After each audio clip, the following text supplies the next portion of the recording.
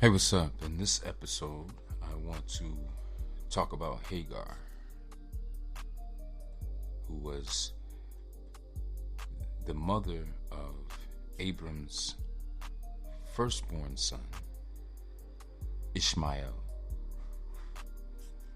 Now, you can follow along with this story in Genesis 16.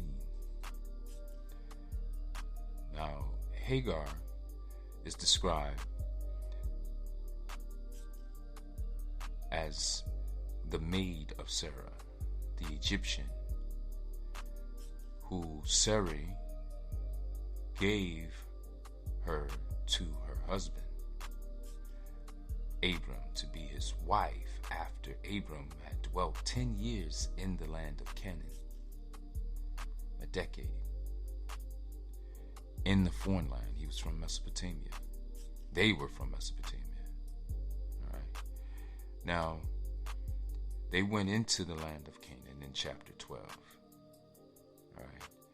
And this was after the Lord scattered the Canaanites and their families, which were the sons of Ham. Right.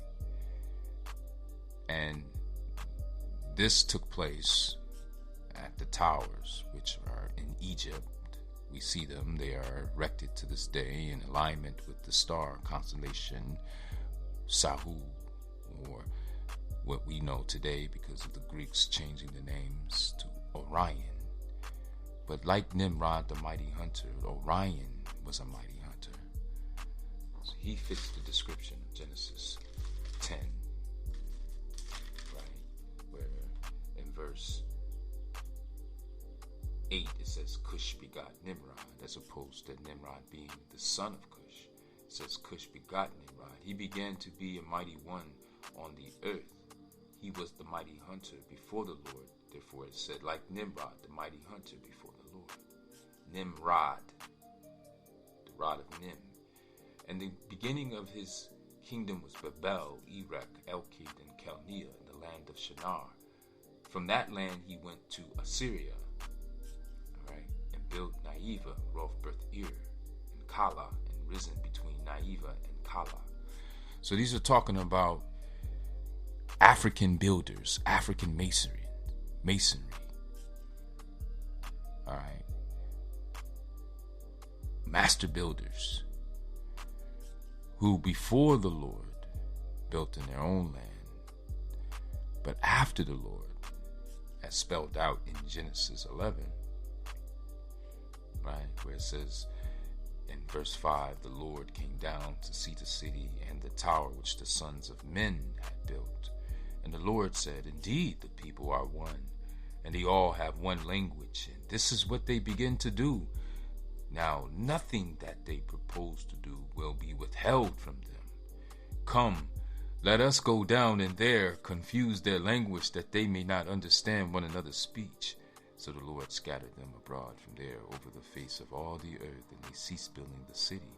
Therefore its name is called Babel, because there the Lord confused the language of all the earth, and from there the Lord scattered them abroad over the face of the earth. Now this story is not about disobedience. This is about the unity of a people who were scattered and confused by the Lord. This is what's spelled out. But what we were told is quite the opposite. Number one, God had nothing to do with this story. It's the Lord. Number two, it doesn't say anything about Nimrod being rebellious or God telling Nimrod not or to stop building into heavens. But the Lord said, indeed the people are one. Because it started out saying that the whole earth had one language and one speech, and it came to pass as they journeyed from the east that they found a plain in the land of Shinar, and they dwelt there. So in other words, what I'm saying is that this is the sons of Ham who were scattered abroad. And then in chapter 12, Abram and his son and his wife and Lot were given the land by the Lord. All right. And so this goes unquestioned. in Genesis 13, it gives you a little bit more description. It says, like the garden, it says, and Lot lifted up his eyes and saw all the plain of Jordan, that it was well watered everywhere before the Lord destroyed Sodom and Gomorrah, like the garden of the Lord, like the land of Egypt, as you go toward Zoar. And Lot chose for himself all the plain of Jordan, and Lot journeyed east, and they separated from each other. Abram dwelt in the land of Canaan. All right, so what does this all have to do with Hagar? Well, Hagar is the first known Egyptian by name. The first named Egyptian was Hagar, right? And she conceived Abram's firstborn son, Ishmael. And as a result of this child, the ritual of the circumcision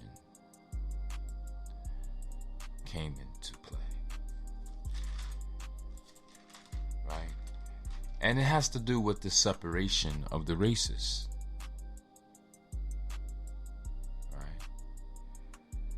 But in Genesis 17 verses 23, so Abram took Ishmael his son, all who were born in his house, and all who were bought with his money, every male among the men of Abraham's house, and circumcised the flesh of their foreskin that very same day as God had said to him.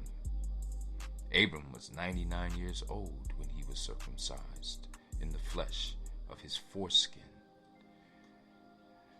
This is the mark of the beast.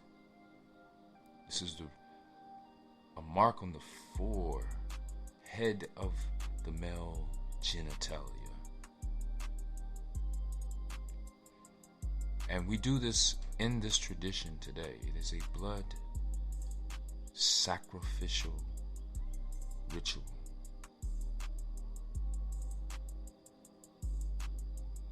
That we take part to this day, that is connected to the first Egyptian mentioned in the Bible, which was Hagar, the Kemetic Hamite, the black woman. Now, she's not the first black woman. The first black woman is the serpent goddess.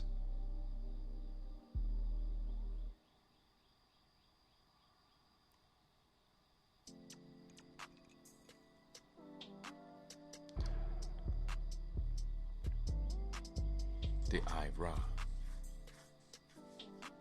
who is the counterpart to the process of creation. She's the mother in the story. The point here is Hagar speaks with God. The Lord does not recognize Hagar, but he does recognize Sarah's son, Isaac. All right? So it's very important to understand that the Egyptian woman who bore Abram's first son, Ishmael, she was cast out, right? Sarah, right?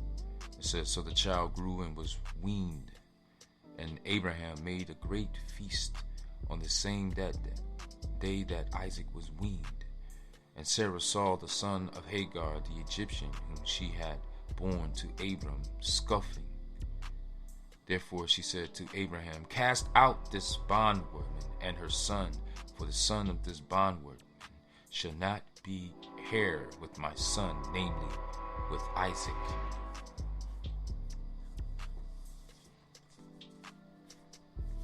See,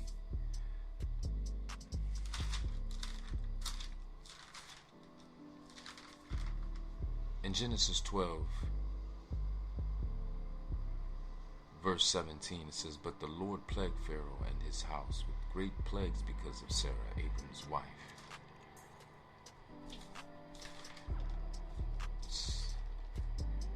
Abram's wife was a plague in the house of the Pharaohs and the Philistines.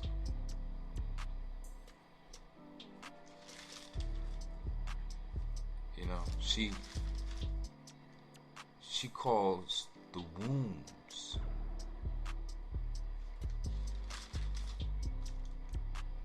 to be closed up.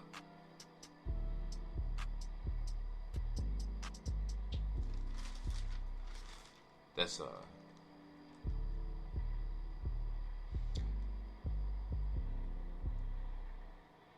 if you read Genesis 20, where Abram confesses that Sarah was his sister, right? But she is truly my sister. She is the daughter of my father, but not the daughter of my mother, and she became my wife. And if you skim down a little bit towards the last verse, 18, it says, "For the Lord had closed up all the wombs of the house of Amalek because of Sarah, Abram's wife." And it's because they keep doing the same little trick where they go where they says, where Abram tells her to be his sister, which crosses the kings as if she's available, right? She's an available median, right? A virgin, I guess you would say. She can be marriageable, right? But if she's a wife, she can't be treated as such. She belongs to someone spiritually, right? What God has put together, let no man separate.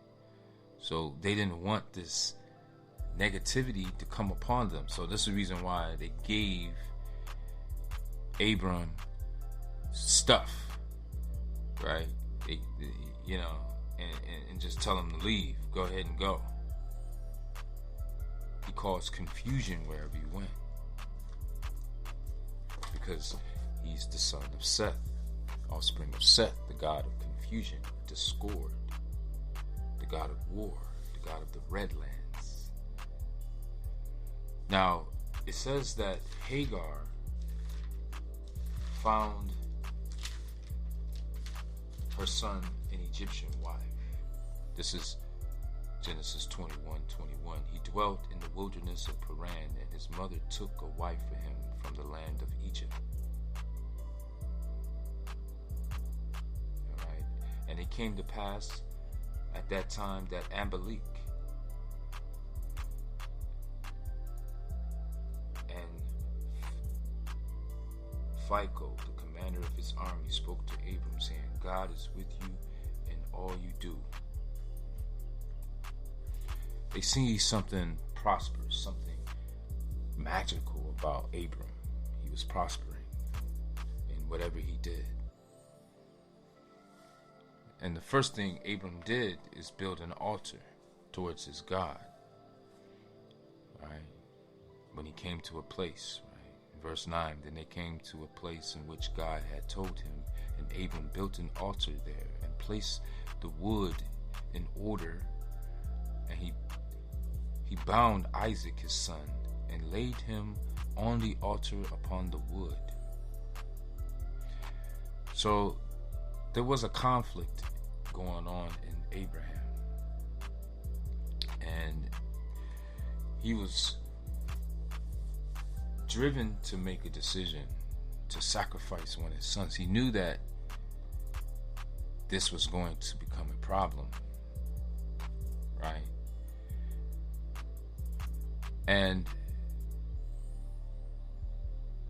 Abraham stretched out his hand and took the knife to slay his son. But the angel of the Lord called to him from heaven and said,